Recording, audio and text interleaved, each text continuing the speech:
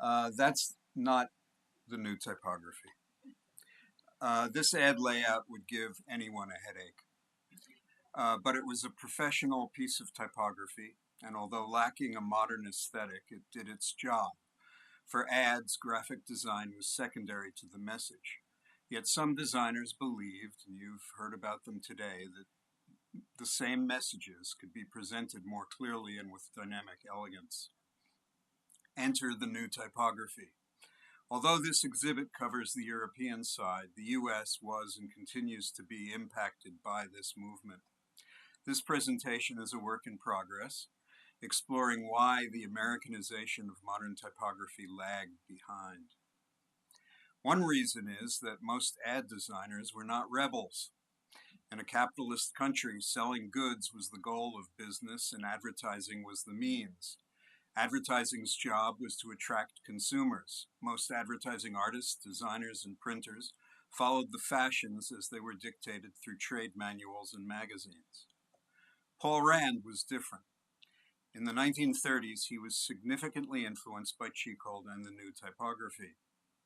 He wrote, "Even though typography per se is based largely on practical needs, the new typography, as Tschichold saw it, was deeply rooted in aesthetic problems. It was based on ideas which I believe were generated by, among others, the constructivists who stressed the utilitarian aspects of artistic order.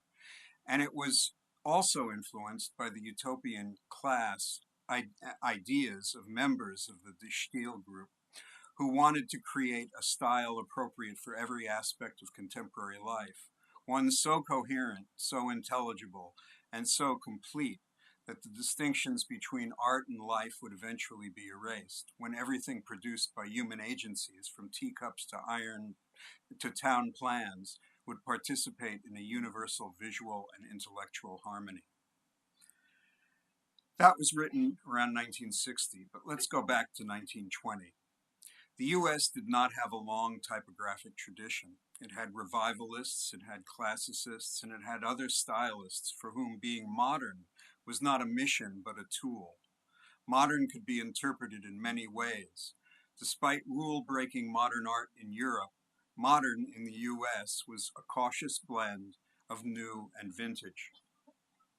Ernest Elmo Calkins, an ad man, was the first to venture into modern art of the present for what he called styling the goods.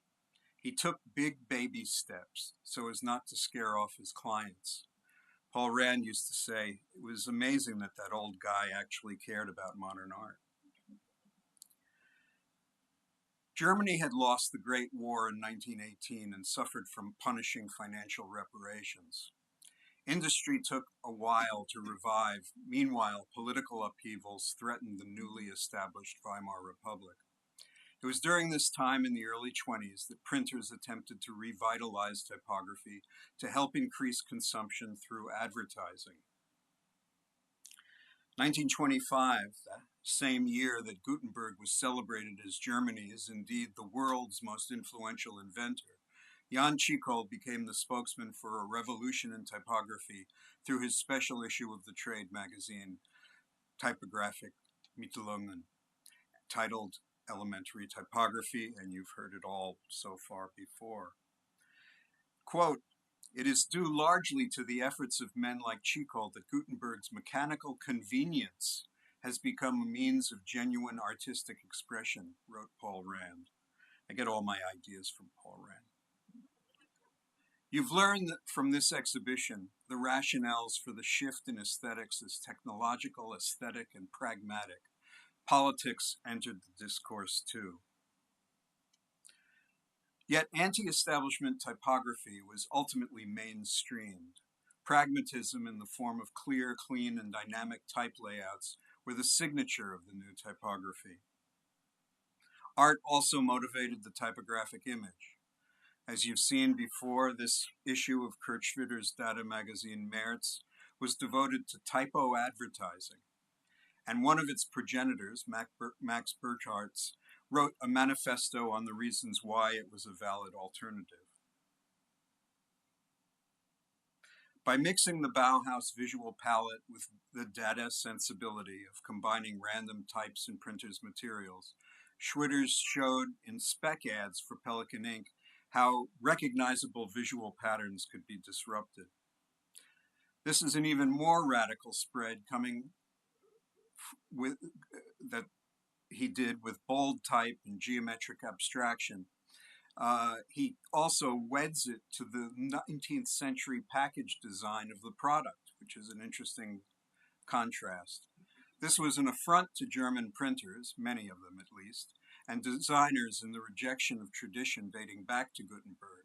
It's what the Nazis later called Bolshevik or degenerate art. In 1928, Tschichold published this iconic book to instruct designers and printers that the new mechanistic world demanded a change from common antiquated practices, or what Moholy-Nagy called mechanical art for mechanical age. Tschichold, who called himself Ivan to show his sympathy with the Russian Revolution, was what I'd like to call something of a typographic terrorist, even though he wore a bow tie. In the United States, the new typography was not marketable except in avant-garde contexts, like this last issue of the Little Review. In fact, at the beginning of the Depression, graphic design was not high on the list of national priorities at all. Prior to the Depression, some U.S. companies, egged on by Ernest Elmo Calkins, introduced packages and design based on modern aesthetics as an inducement to consumers to consume more. These were exceptions, not the rule. America was slow out of the new typography gate because there was no ideological need to do it.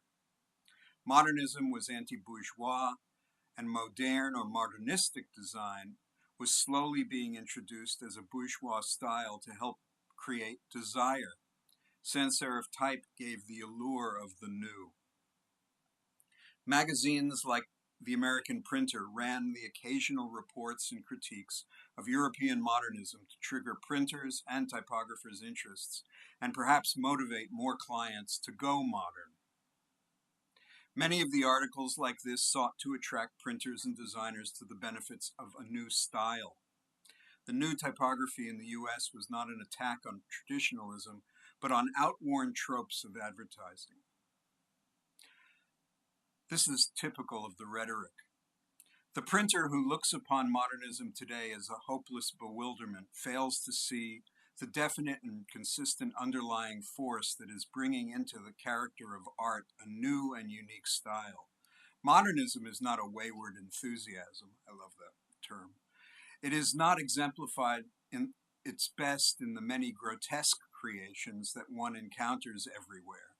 While it can be considered a rebellion against conventions and traditions, it is not totally destructive. This is destructive. Although considered contemporary, this clutter is certainly not what Tschichold had in mind. Nor was this, but this ad for a paper merchant shows how certain core concepts, including asymmetry, could be applied to commerce. This ad promoting linotype talks about departing from the standards of layout and promotes typefaces and decorative material for what they call discerning typographers to take license with their fancies. The ad is not very fanciful. The one next to it is. In 1928, the same year that Tschichold's new typography was published in Germany, in the US, W.H. Wiggins, who more or less coined the term graphic design, but that's arguable, published Layout in Advertising, which supported contemporary style while ignoring the avant-garde almost entirely.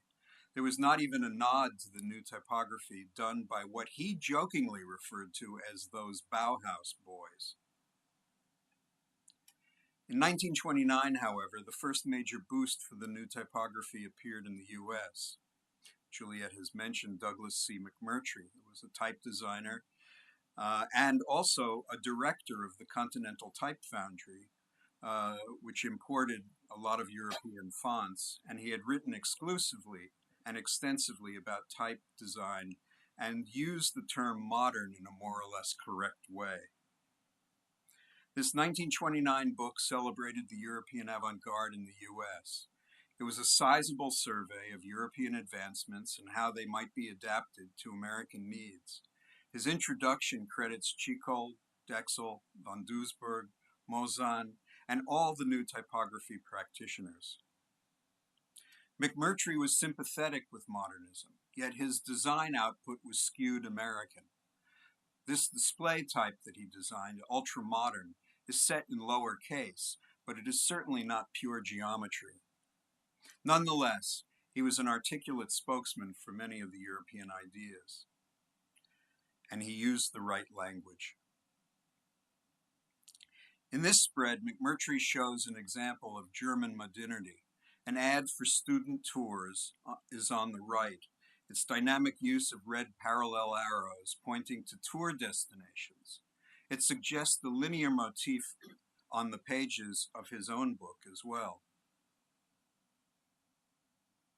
He further attempts to make the case that American advertisements can adopt the same spirit even in the cluttered ads on the left.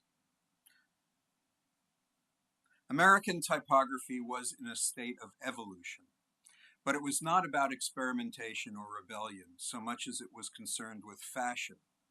Edmund G. Gress was an advocate of typographic diversity in his American Printer monthly column, but modernism was just one of many options he chose. Gress, a writer on type and typography, was very well known in his day and interestingly has been forgotten today. This is one of his comments in a book that he published which ends in the 1930s with a quote on the new typography. In 1927, writing on the new typography that was then appearing on the horizon, I prophesized. I believe that when our American designers and typographers take hold of this new expression, there will evolve an American typography along with fresh new lines that will stand up among the efforts of the old world. I have faith in our craft. We will not be satisfied merely to follow. Right on. These are examples of what Gress believes are radical departures from conventional practice. American expressions equals watered down European modern. I'm not bitter. This 1934 book by Frederick Ehrlich, a type teacher at Cooper Union, who's also mentioned in Paul's wonderful book, makes a much more distinct link to European design and Tschichold's core concepts. His table of contents echoes McMurtry's own manifesto. He describes how the new typography, especially Russian constructivism, was a visual language that could be translated into the US. And he shows the new typography in all its postage stamp forms.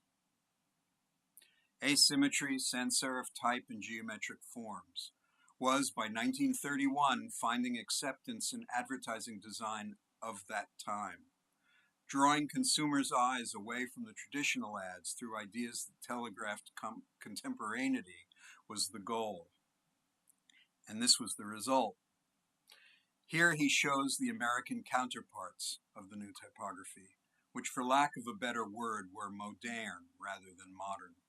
He warned against excesses of the modern movement and ultimately came down against the new typography. Here's how some dynamic typographic elements are used from the modern typography, but in American ads. These are things we still see today. He did show, however, that modernism was defined by sans serif typefaces and gave his reader a chance to sample Cabell, Futura, Lucien, and many more. Here's one more of those manuals that was spreading the word. Frank H. Young was a circumspect modern type advocate. Writing in a magazine piece that he titled "Modern Layouts Must Sell Rather Than Startle," he said, "Daring originality in the use of new forms, new patterns, new methods of organization, and bizarre color effects is the keynote of modern layout and is achieving the startling results we see today." At the same time, he cautioned, like the others, against excess. He said, "In some instances, enthusiasm for modernism has overshadowed good judgment, and the all-important selling message is completely destroyed." His credibility was enhanced by having Calkins write the foreword. Young's book promoted typophoto, American style, or what Raymond Loewy called Maya, most advanced yet acceptable. Another great term. Use it with your clients. Other books at the time spread the European gospel. This 1936 textbook by Joseph Hefter and Leon Friend, who was the very well-known art teacher at Abraham Lincoln High School in Brooklyn.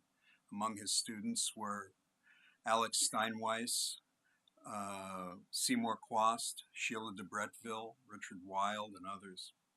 The book did not have an ideological modernist bias, but rather examined the various stylistic and technical options that were available to people like his students.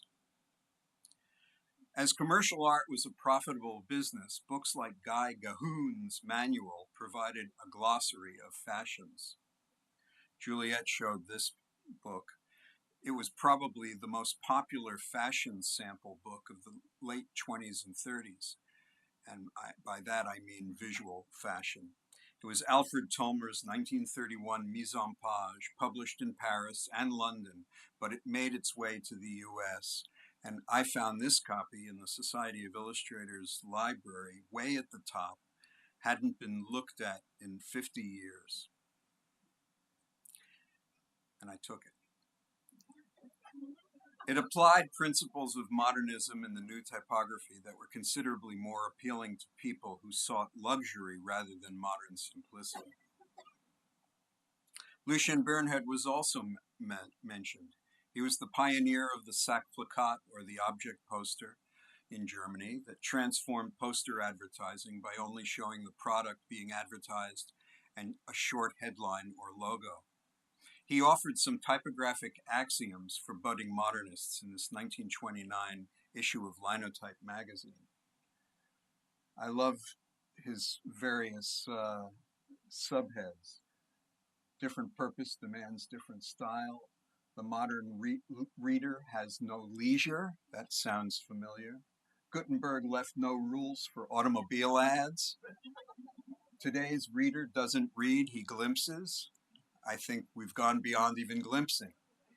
And lucidity, clarity, fitness is the aim. Mostly it was the advertising industry that introduced toned-down modernism to the US. Their agenda was not to radicalize design, but produce desirous visions, which meant that streamlining was the fashion. That was the modern style of the 30s. Nonetheless, certain young American designers made a point of collecting European journals and books. This one-hour printer's guide by Tschichold was from the Paul Rand Library, which I got after he passed away. Here, Tschichold recognizes that American and European approaches are distinct to their customers. Nutritia is upstairs in a frame.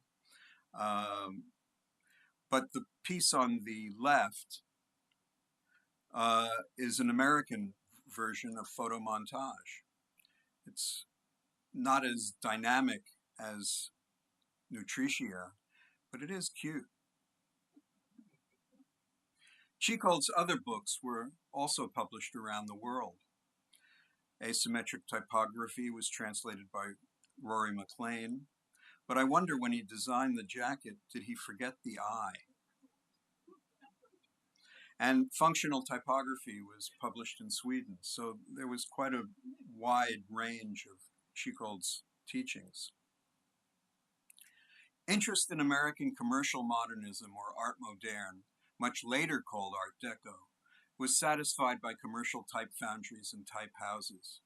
So something like Cubist bold was meant to be a modern typeface for a modern age that signaled modernity to a consumer, as were the Harlequins produced by American Type Founders Company. Futura, you all know that face, and it's still very popular, but Futura Black was also the typeface of tomorrow, and it took America by storm. The stencil version was extremely popular among advertisers, except, as you can see, it wasn't done in a conventionally new typographic way, but a blending of all sorts of modern or modern components. Partly because it was not easy to get heavy metal fonts delivered by ship to the US, but as some of the foundries did, they made sure that if they weren't type founded here, they were delivered in good time. Lucien Bernhard waded into the type business with over 30 typefaces that he did in America, and he also did others in Germany. Although not purely geometrical, his Bernhard Gothic Heavy, which he felt was his signature sans serif, sold very well. He was very proud of the fact that if you look closely at it, it curves in.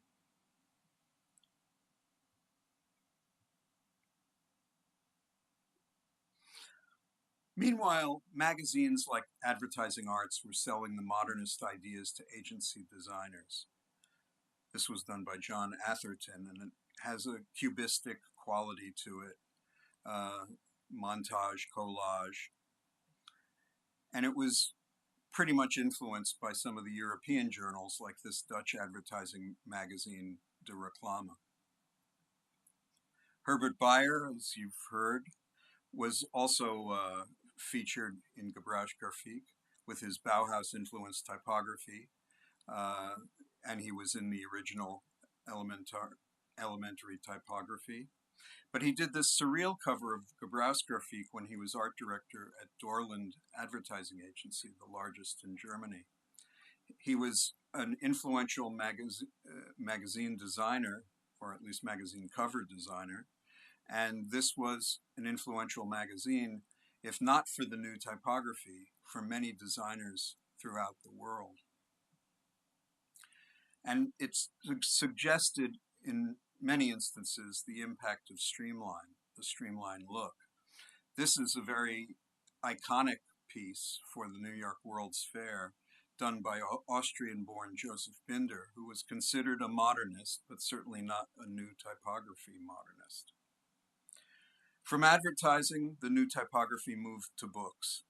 This treatment by Merle Armitage, who, as well as being a book designer and packager, was art director of Look for a number of years, uses this thin slab serif for the title Martha Graham with Futura titling type. It says modernity, but not in a radical manner. And Juliet showed the cover of this 1930 example by architect Frederick Kiesler. Note the flush right title page type nearly falling off the edge of the page on the right of the titles page. Quite different from what we were used to as title paging. There were some intrepid American designers who saw ways of using typophoto and the new typography in unique ways for American industry. Underscoring what Gress wrote about finding an American idiom, here is one of Paul Rand's early pieces for Autocar, the 1942 catalog called Mechanized Mules of Victory. It was selling tank production for World War II. Rand told me it was inspired by Pete Svart's work.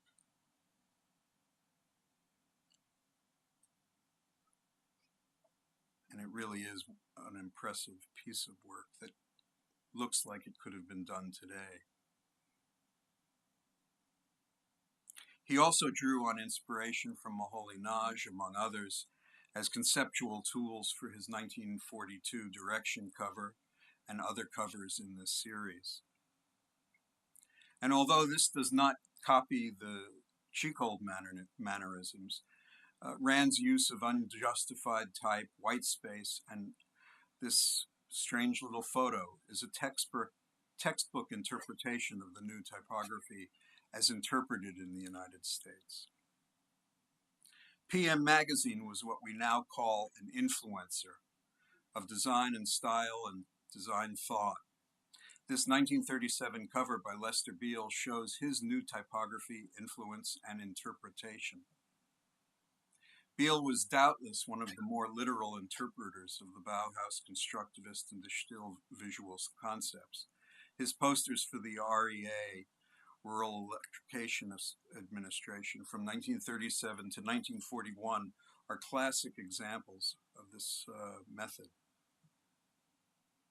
And although Alvin Lustig fits into the new typography camp and his metal type abstractions echo constructivist and Bauhaus work, it is likely that his influence here was more Frank Lloyd Wright, with whom he spent a month at Taliesin West, suffering. Architecture was indeed an influence on the new typography, and Ghost in the Underblows was published in 1940. I often think of the new typography as one of those houses that were built in Long Island with flat roofs that couldn't get mortgages because they had flat roofs. And some of you may know that in Germany, and houses that were built after the Nazis came to power in 1933 had to have German pitched roofs. They weren't allowed to have flat roofs, politically speaking. These are some of the title page openers that Lustig put together. As the 30s and 40s wore on, Americanized new typography became more prevalent and more of an echo of the European. This is Herbert Bayer's catalog cover for MoMA, and this you've seen already, the exhibition design for the 1938 and 39 Bauhaus exhibit at MoMA. The floor plan really does look like a painting you want to have in your home, or a rug. Alex Steinweiss, a pioneer of record album cover design, also produced a kind of new typography, or shall we say neo-new typography, for record covers. By the late 1940s and 50s, the most modern of all, Ladislav Sutnar, was the most influential on the design of everyday things through new typography. He integrated it into the American visual language, but he started it in Pilsen and Prague and Czechoslovakia with his constructivist magazine covers for Žemi. He migrates to the United States to work on the 39 World's Fair and never returns. He starts working with Knud Lundberg Home at Sweet's Catalog Service on industrial trade catalogs. He combines the ideas of the avant-garde with the pragmatism of American industry. This catalog design progress, which embodies all the tenets of the new typography, is his most iconic manual, and I'm happy to say it's being reprinted now by the Sutnar School in Pilsen.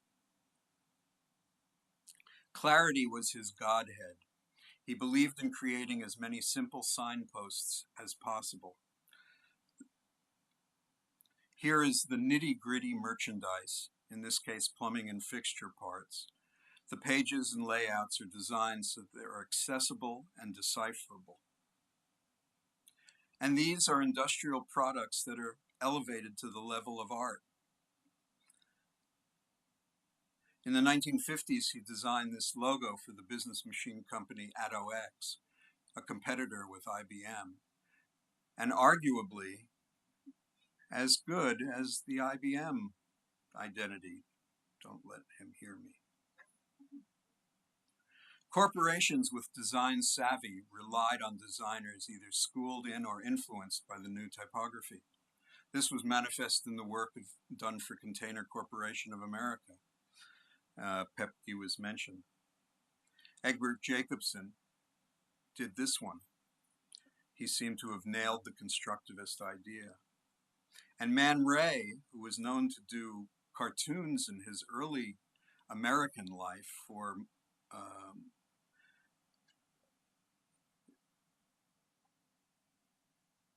Mother Earth magazine, did this ad for Container Corporation for the war effort. Alvin Lustig was not an ad man per se, but he was an exemplar of the new typography in ads that are based on economy and the surprisingly scaled juxtaposition of photographic elements in type. For clients like Knoll, Paramount Furniture, Lansing School, and Miller Lighting, he created elegantly minimalist ads. Of course, these were design-related companies, so there was a better chance that they would pick designed ads. In the United States, asymmetric type, photomontage, and whitespace replaced ultimately the grotesquely cluttered ad you saw in the beginning.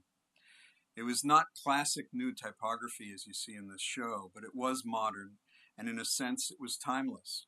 So I'd like to penultimately end with these ads that were recently found stuck in a drawer in the New York Times files, and they were done by the first woman New York Times promotion art director, Shirley Plout. Has anybody ever heard of her?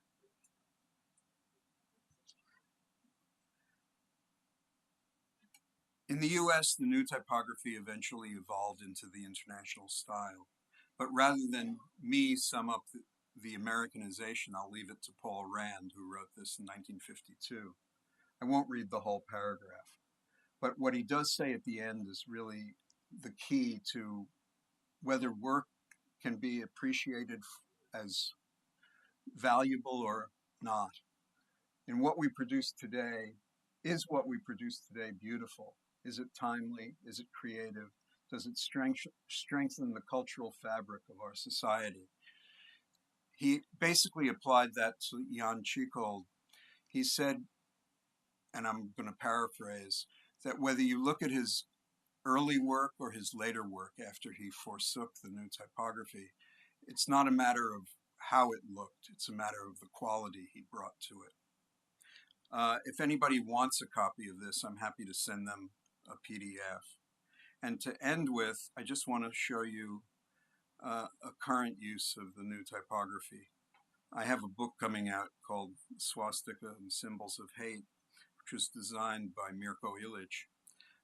And unbeknownst to him, there's the Entente Art Kunst poster done for the Degenerate Art Show, which uses constructivist art as a